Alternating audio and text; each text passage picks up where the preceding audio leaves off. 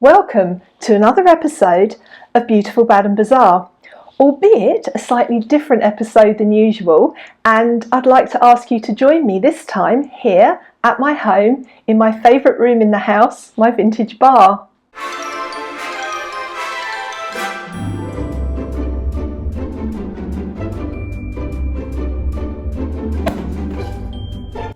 So, grab your favourite beverage, be that a cup of tea, a cup of coffee, or something a little bit more bubbly, and join me in a wonderful and unusual step back in time. I am so excited and delighted in this video today to take you on an exclusive tour of Diana Dors' original movie and television worn costumes. These costumes also became her personal favourites, which she wore time and time again to public events and private ones. I'm looking forward to revealing more to you about this collection, which also includes Diana's own amazing throne that witnessed some wonderful parties at Orchard Manor. We'll explore Diana Dors' legendary fashion choices. She inhabited a bygone era where style took priority over comfort, and clothing was meticulously designed and crafted with excellence. Together, we'll discover fascinating details about this stunning costume collection, including insights into the designer and the films and events where Diana Dors showcased these outfits. Without further ado, let the magic of Diana Dors unfold in this exciting step back in time. Diana Dors had a keen understanding of the significance of her image within the realm of her profession. In her 1978 memoir, For Adults Only, she reminisced about a moment after giving birth to her third son, Jason, when she had to enlist the help of a nurse to care for him during her work hours. The anticipation was palpable as the nurse eagerly awaited Diana's presence in the hall at Orchard Manor. Amusingly, Diana discovered that the nurse had imagined Diana would be appearing in one of her dazzling rhinestone evening gowns, even at the early hour of 9 a.m. It was a humorous insight into the glamorous expectations that surrounded her. From her earliest memories, Diana Dors held a deep appreciation for clothing and appearance, a trait that was instilled in her by her mother, who ensured Diana, as an only child, had the best of everything while growing up.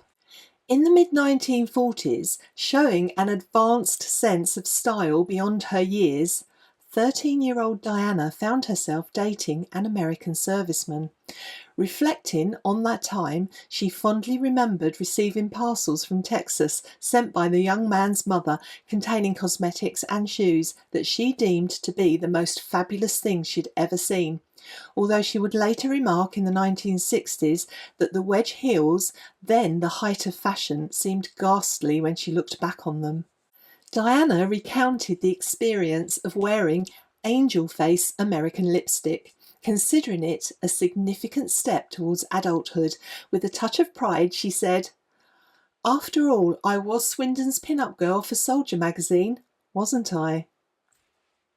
In the swinging 60s, Diana openly confessed to getting a real kick out of wearing fabulous gowns, but what truly set her apart was not just her glamorous appearance, but her unique approach to fashion, a style that aligns seamlessly with today's buzzword, environmentally friendly, sustainable fashion. Diana was a firm believer in the make, do and mend philosophy of the war years, a concept that is becoming more prevalent today. She held onto her clothes, making alterations as needed, showcasing a commitment to fashion that withstands time. In her own words, she couldn't bear to part with her clothing, considering herself a bit of a miser in that regard. Even her famous mink bikini, which was in fact rabbit fur, didn't escape the thrifty touch. After gracing the Venice Film Festival in 1955, the bikini met a creative fate. It was transformed into a collar for one of her suits, with the remaining pieces repurposed as cosy bedding for her cats to nap on. Diana's wardrobe wasn't just about gowns. In the 1960s, she boasted an impressive collection of 150 pairs of shoes. Yet, after spending long hours at the studio in gorgeous dresses, she found comfort in the simplicity of jeans and a sweater when she returned home. Diana seldom wore stockings, preferring bare legs in the summer. She also had a preference for black and white intimate garments, rejecting the technicoloured underwear that was so popular at the time. Diana also confessed to skipping corsets and girdles, which most of her fellow actresses and starlets wore. Beyond clothing, Diana had a weakness for particular perfumes and jewellery, topics we could delve into in a future video. So if this would be of interest to you, please let me know in the comments. The first costume from the collection we're going to look at is the film-worn baby doll dress and jacket.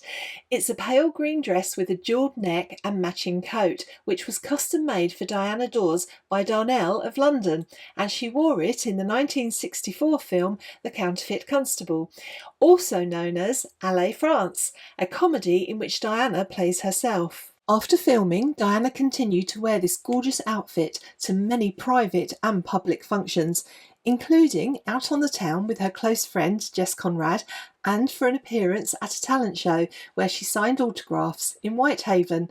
I believe it was around 1970. She also wore it to a party in 1971 with Lord Montague of Beaulieu and Sterling Moss.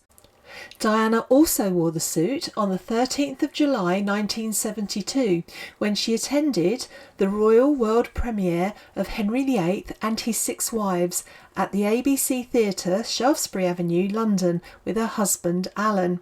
Diana was often seen wearing this gorgeous outfit during the 1960s and the 1970s. The designer of this beautiful creation was Douglas Darnell, who would become a firm favourite of Diana's after they were introduced in the early 1950s by none other than the father of Joan and Jackie Collins.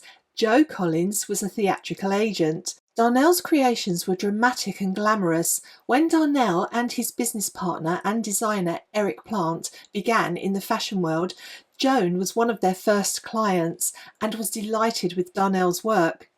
After seeing Diana's stage act for the first time, Joe Collins was appalled by her outfit. He recalled that all her efforts to seem naughty and seductive were being thwarted by the way she was dressed.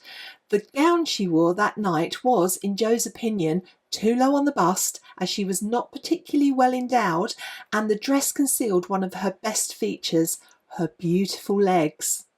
After visiting Diana in her dressing room after the show, she agreed that Joe should be her agent for the stage and light entertainment side of television. Joe suggested that Diana work with the fashion designer Darnell. Diana felt insulted by his criticism of her clothing until she discovered that his daughter Joan wore Darnell designs. Meeting with Douglas Darnell and Eric Plant was to be a life-changing moment for Diana, who would from there on in often be seen wearing Darnell designs. One of her first dresses by Darnell was a masterpiece, a figure-hugging dress embroidered with 257,000 cerise-coloured sequins, and all the newspapers asked for a photo of her in that dress. In January 1959, Diana's first husband, Dennis Hamilton, died. Diana and Dennis had been separated for some time. When 3 months after Dennis's death, Diana married the comedian Dickie Dawson in New York. For the ceremony, Diana wore a sensational gown in slinky gold lame, designed by Darnell. By 1967, Diana and Dickie Dawson were divorced, and in November 1968, when Diana married her third and final husband, the actor Alan Lake, it was Darnell who once again designed her wedding dress. So, who was the primary name behind the label, Douglas Darnell? Born on August the 15th, 1933, in the vibrant Portobello Road, West London, Douglas Leonard Darnell's fascination with fashion was ignited in his early years. Inspired by Hollywood musicals, Douglas would often watch the same film multiple times. He loved the costumes in the films. At the age of 7, his mother taught him how to use a sewing machine. And by the age of 12, young Douglas was already crafting elaborate fancy dress costumes, which were showcased on the floats in the local carnival.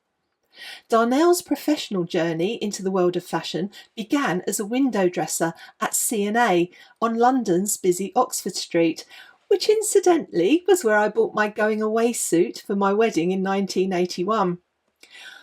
Although sadly, it wasn't a Darnell. With more ambitious aspirations, at 16 he designed a wedding dress that caught the attention of Fleet Street newspaper journalists, propelling him into the world of haute couture. Norman Hartnell, leading fashion designer and designer to the royal family, was so impressed by Darnell's talent he offered him an apprenticeship.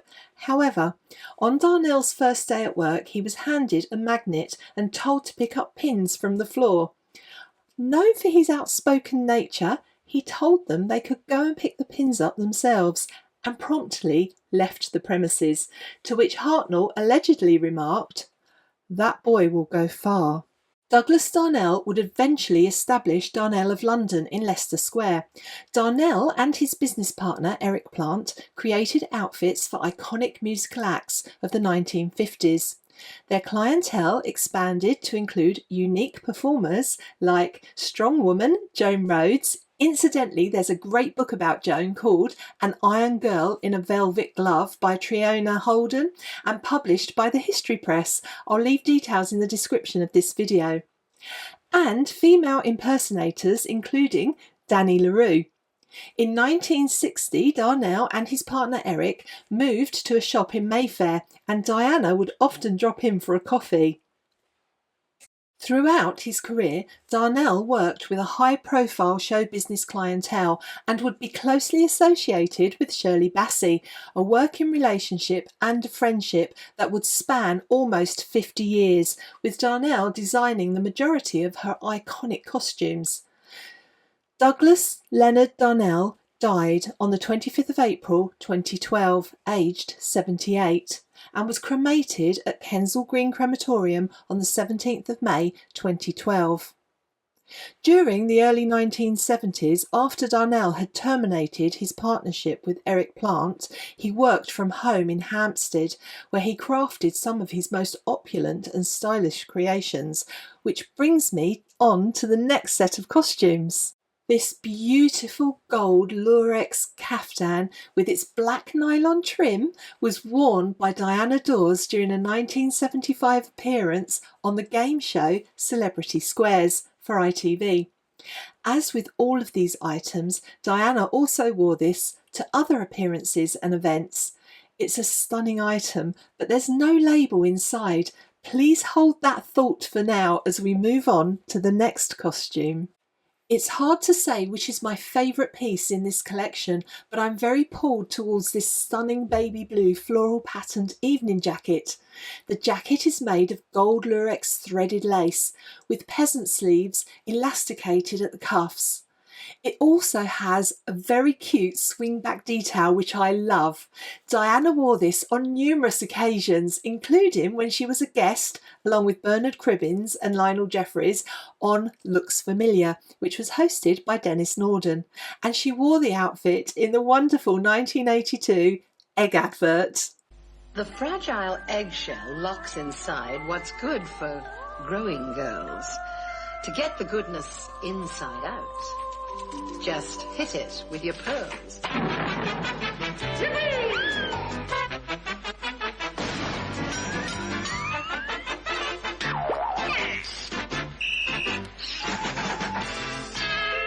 Eggs are smashing. Go smash an egg. The jacket formed part of a suit, but the matching slip dress is sadly missing. And at this point, I have to say, if you know where it is, I'd love to hear about it. Once again, there's no label inside the jacket, which was exclusively made for Diana. What intrigues me and makes this an interesting mystery is that I recall seeing the material of the jacket on a vintage Darnell dress some time ago, which leads me into questioning if these three items, I'll be showing you the next one in a moment, are actually Darnell designs. And again, I'm putting it out to you super sleuths. Does anyone know who may have made these unlabelled items for Diana? I'm feeling pretty sure it's Darnell. I know she used a local seamstress for alterations, but these were obviously designed with Diana in mind, and she loved them so much that she repeatedly wore them. Also, there are many Darnell dresses and jackets out there without labels. I'm making a guess here, but I think this could be because Eric Plant continued to work at the shop premises in Hines Street in Mayfair under the Darnell name in the 1970s and 80s, while Douglas was working from home, so possibly that could be the reason he didn't label all of his creations. So, the last costume item, although I have more of my collection coming up in this video, so please stay tuned, is this incredible black embellished evening cape. It's made of a silk blend and features rhinestones, sequins and beaded fringe.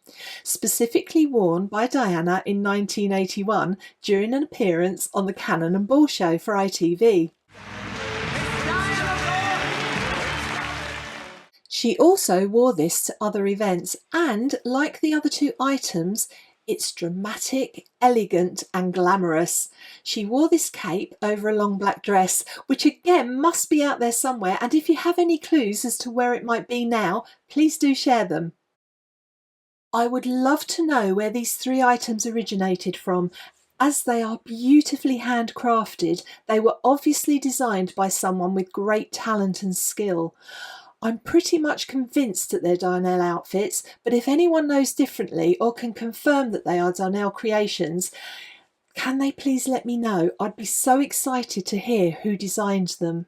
The next piece I am longing to share with you is, of course, the fabulous throne and the footstool belonging to Diana Dors. I have wanted to own this amazing chair for a very long time, and I can vouch that dreams do come true. The throne was made by furniture designer Victor Shepherd, who was also a close friend of Diana and her husband, the actor Alan Lake. Sadly, Victor died in 2022. Victor Shepherd designed furniture for the popular John Lewis department store, and I believe he designed much of the furniture in Orchard Manor. Looking at pictures, I can see Victor's style in several pieces of the furniture. Alan had commissioned Victor to make the unique chair for Diana's 50th birthday in 1981. The chair was kept in the pool room at Orchard Manor in Sunningdale, Ascot, and would feature in magazine articles and on the cover of Diana's book, Diana Dors, A to Z of Men, which was published after her death in 1984. It would also be very much at the centre of parties at Orchard Manor, and in 1981, as part of her 50th birthday celebrations, Diana can be seen sitting on this very chair when Russell Harty, with his film crew, filmed his show Russell Harty at Home at Orchard Manor, calling the episode At Home with Dors. Guests included the pop star Adam Ant, comedian Tom O'Connor and swimmer Duncan Goodhue.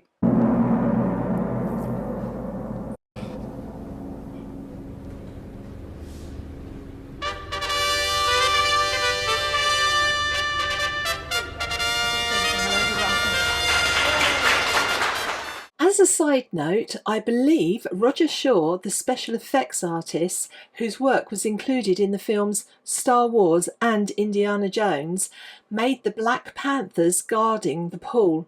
However, I can't find much information about this, only that Roger died in September 1987 in his late 30s. I would love to know who owns the Panthers now as well. I'm always looking to increase my collection. I hope you enjoyed the video as much as I enjoyed sharing the Diana Dors collection with you. For me, this absolutely rounds off 2023 perfectly, and I look forward to bringing you lots of new videos in the coming new year.